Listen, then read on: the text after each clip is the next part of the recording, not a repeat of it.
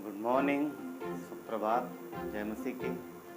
परमेश्वर हम सबको और हम सबके कामों को वो बहुत अच्छे तरीके से जानते हैं, क्योंकि परमेश्वर सर्वज्ञानी है, सब कुछ उन्हें पता है। भूत, भविष्य, वर्तमान सारी चीज़ें उनके सामने खुली हुई हैं। मनुष्य होने के नाते हम सिर्फ प्रेजेंट को समझ पाते हैं और पास्ट को थोड़ा याद रख पाते हैं, क्योंकि जो बातें बीत गई हैं लंबे समय की, कई बार वो चीज़ें नहीं याद रहती हैं। परंतु परमेश्वर ना तो कभी कुछ भूलते हैं और ना ही उनसे कुछ छुपा हुआ। हम जो मसीह में करते हैं, जो कुछ भी, वो सब परमेश्वर के सामने है। एक विश्वासी होने के नाते हम जो कार्य मसीह के लिए करते हैं, जो कुछ भी दुख उठाते हैं, जो कुछ भी तकलीफ उठाते हैं, जो भी संघर्ष करते हैं, कई बार हमें लगता है कि इन सब चीज़ों का जो हम जो कर रहे हैं, इन सब चीज़ों का प्रतिफल मुझे क्या मिलेगा? क्या परमेश्वर हमारी सारी बातों को देख रहा है, सारी बातों को जान रहा है? ऑफ कोर्स हर एक चीज़ परमेश्वर जानते हैं, हर एक बात परमेश्वर जानते हैं। जो प्रतिफल है वो हमारे कार्यों का है, मगर वो कार्य जो हम विश्वास योग्यता से करते हैं, वो कार्य जो हमने निस्वार्थ किए हैं, बिना किसी लालच के। क्योंकि वचन कहता है कि जिन्होंने धरती के कार्यों के लिए जो भी किया है, तो उनका प्रतिफल धरती तक के लिए उन्हें मिल गया। पर हमें जो भी मौका मिलता है मसीह के लिए, जो भी मौका कलीसिया के द्वारा प्रोवाइड कराया जाता है, उसे आप ये समझ के कि परमेश्वर ने हमें एक काम दिया है, उसे पूरी ताकत से, पूरी सामर्थ्य से करो, पूरे दिल से करो। क्योंकि अगर हम पूरे दिल से, पूरे हृदय से सारे कार्य करते हैं, तो फिर इनका प्रतिफल हमें परमेश्वर की ओर से मिलता है। वो हमारे कार्य को और हमारे कार्य करने के तरीके को भी जानता है, किस भाव से कर रहे हैं, किस भाव से कर रहे हैं। अगर प्रेतो काम के 5 में देखेंगे, हैना और सफीरा, उनको दो लोगों का जिक्र हो, पति पत्नी।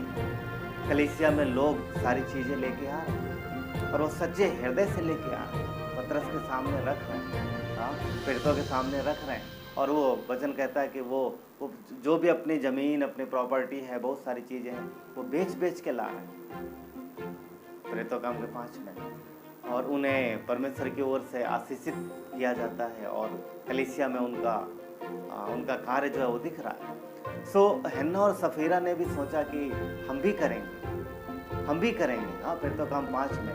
और वहाँ पर जब उन्होंने कहा हम भी करेंगे, सो उन्होंने ज़मीन बेची, हम सब जानते हैं, राइट।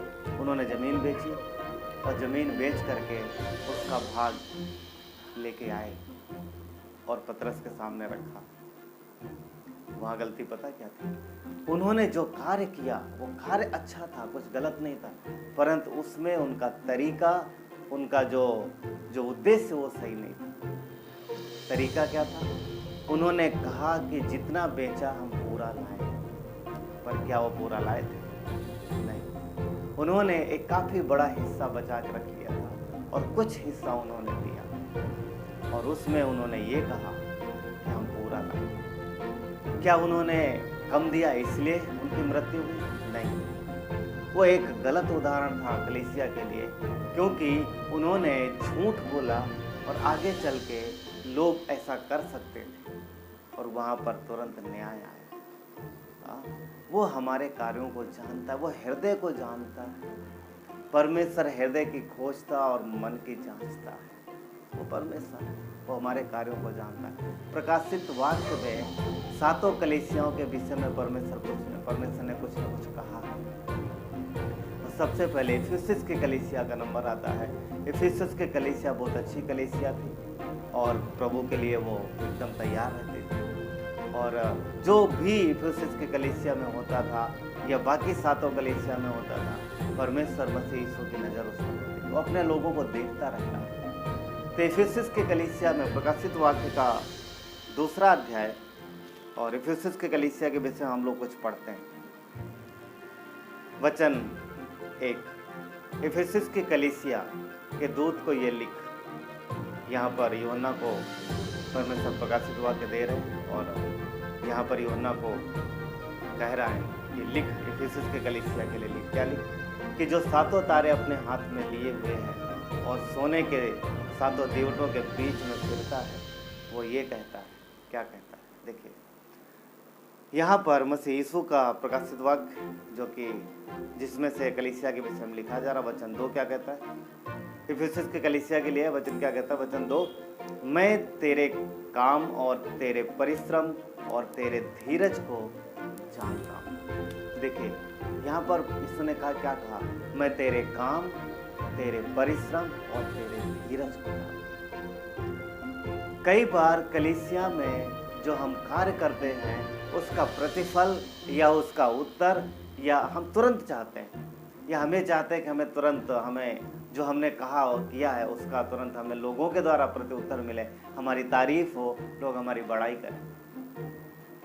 गलत नहीं है तारीफ सुनना, परंतु क्या उद्देश्य ये है, कहने का मतलब ये है, क्या हमने जो कार्य किया वो सिर्फ लोगों से तारीफ पाने के लिए किया? हमारा कार्य करने का उद्देश्य क्या है? हम किसको सामने मान करके, किसके लिए कर रहे हैं? क्या हम लोगों के लिए कर रहे हैं या फिर हम मसीह के लिए कर रहे हैं? यहाँ पर यीशु ने कहा, मैं तेरे काम को जानता हूँ। काम जो हम करते हैं प्रभु यीशु में, जो हम करते हैं, जो अपने कलीसिया के लिए करते हैं, हाँ, मसीह के सुसमाचार के लिए जो करते हैं, लोगों को उन्नति के लिए, कितने सारे काम जो हम करते हैं वो हमारे कामों को जानता है। जो हम मेहनत करते हैं, मेहनत से करते हैं, वो हमारे परिश्रम को भी जानता है, हमारे परिश्रम को भी जानता है, हाँ, और धीरज को भी जानता है। हम धीरज रखते हैं, प्रभु में धीरज रखते हैं। कोई हमें तारीफ करे या ना करे, हम धीरज रखते हैं, मसीह की तरफ देखते हैं कि परमेश्वर हमारे कामों को जानता है। जो परिश्रम कर रहे हैं, जो दुख उठा रहे हैं, वो जानता है। ये हमारे लिए एक अच्छी बात है।